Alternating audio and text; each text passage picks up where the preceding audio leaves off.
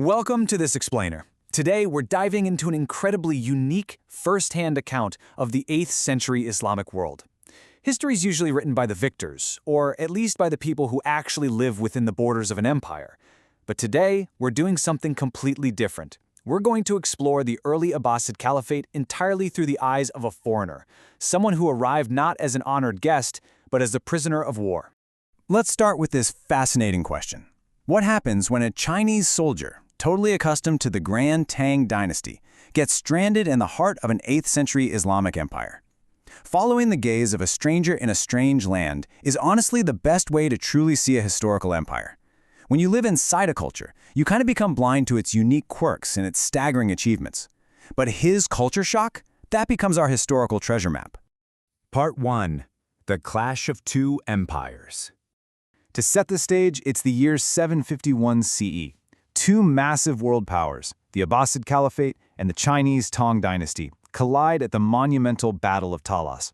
But our focus is really on one specific individual caught in the middle, a Chinese soldier named Tu Huan. Swept up in the absolute chaos of defeat, he's captured and taken thousands of miles away from home to Iraq.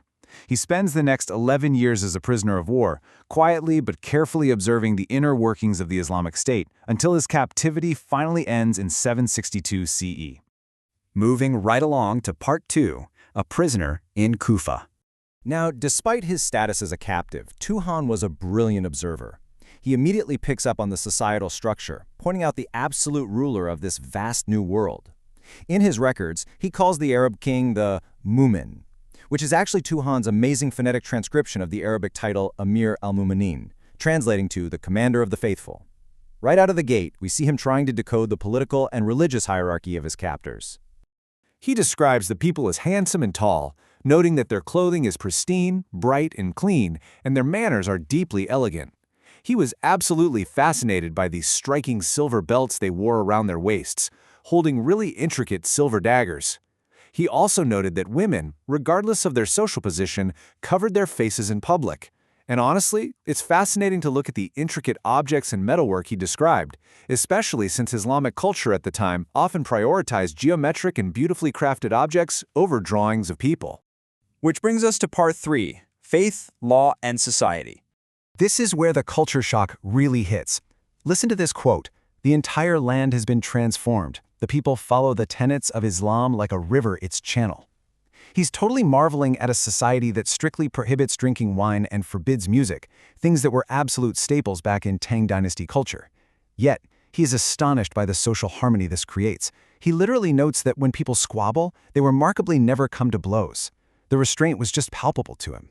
He meticulously writes down their daily religious habits. He notes the intense discipline of performing ritual prayers exactly 5 times a day. He watches their dietary laws, how they fast, and how properly butchering animals for meat is seen as a highly meritorious act.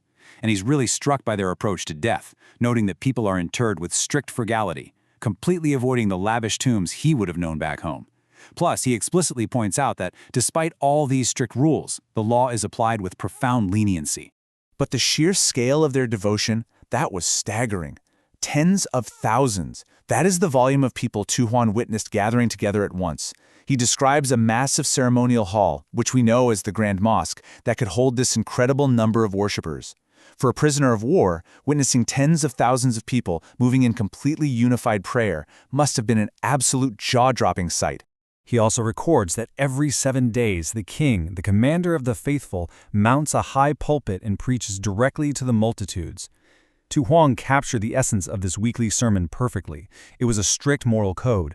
The leader preached that human life is difficult and the path of righteousness isn't easy. He fiercely condemned adultery, robbing, deceiving people with words, and oppressing the poor and lowly.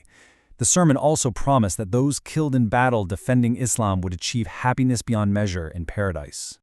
Part 4. A Hub of Abundance. Imagine walking through these bustling alleys alongside Tu Huan. He called their country the hub of the universe, and he was totally overwhelmed by the wealth. We're talking about markets absolutely overflowing with rich brocades, gleaming pearls, and money just filling the shops. It was packed with inexpensive goods and a constant, chaotic flow of traffic. Camels, horses, donkeys, and mules everywhere. The empire was thriving. He cataloged this whole sensory explosion, giving us this incredibly vivid picture. He saw people building cottages out of sugarcane, which he thought looked just like Chinese carriages. He tasted delicious fruits, including what he called thousand-year dates, and the sheer size of the produce completely shocked him. He wrote about rape turnips as big as a peck and grapes as incredibly large as hen's eggs. He even noted the fragrant smells of highly esteemed jasmine and myrrh oils filling the air. Alongside the agricultural boom, he noted some incredible craftsmanship. Whenever there was a holiday, the exchange of wealth was just staggering. The nobility were presented with countless glass vessels and gorgeous brass bowls, literally more than could even be counted. It's clear this wasn't just an empire of faith, it was an economic powerhouse of trade, luxury goods, and refined manufacturing. Finally, Part 5, the Chinese connection. So, despite the massive cultural differences, the insane distances, and the trauma of being a captive, he found a surprising slice of home.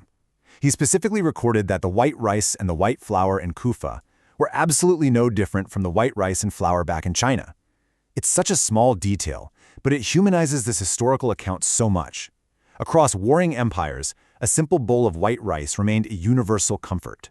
But the connection went far deeper than just grain. Here is the real plot twist. It was actually his fellow Chinese prisoners who were actively transforming the Abbasid economy. Tu Huan notes that Chinese artisans, brought over as captives, made the very first looms for weaving silk fabrics in the region. They also became the very first prominent gold and silversmiths, as well as painters, right there in the heart of Kufa. They weren't just observing the empire, their skills were foundational to building its renowned luxury trades. To wrap up, consider this. We so often think of history as these isolated bubbles, right? The Islamic world over here, the Chinese empire over there, but it took a prisoner of war to show us the beautiful, intricate bridges built between two vastly different empires. Through Tu Huan's eyes, we see an early Abbasid Caliphate that was strict yet lenient, pious yet bursting with earthly wealth, and fundamentally shaped by the skills of foreign captives. It really begs the question, how many other hidden cross-cultural connections are waiting to be uncovered in the margins of history, ready to completely change how we view the past? Thanks for joining me on this explainer, and keep questioning the history you think you know.